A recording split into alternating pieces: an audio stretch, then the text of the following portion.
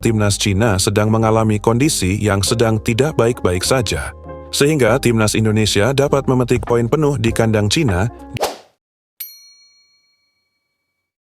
Pada lanjutan matchday keempat di ronde ketiga kualifikasi Piala Dunia, timnas Indonesia akan kembali menghadapi partai tandang melawan timnas Cina di Qingdao Youth Football Stadium yang dilaksanakan pada tanggal 15 Oktober 2024.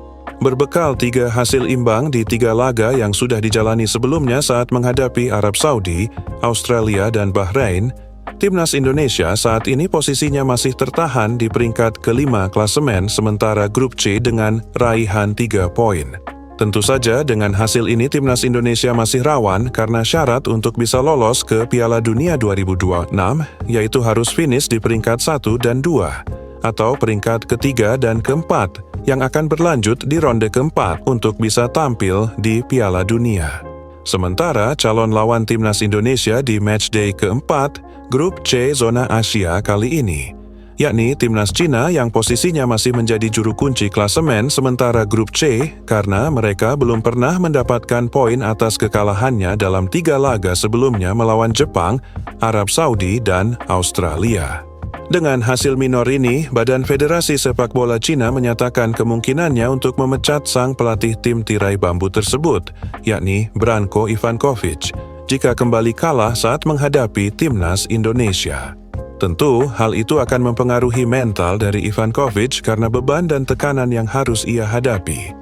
Sementara itu, timnas Indonesia datang dengan ambisi yang kuat dan mental semangat juang tinggi yang akan diberikan oleh para penggawa timnas Indonesia asuhan Shin Tae-yong itu.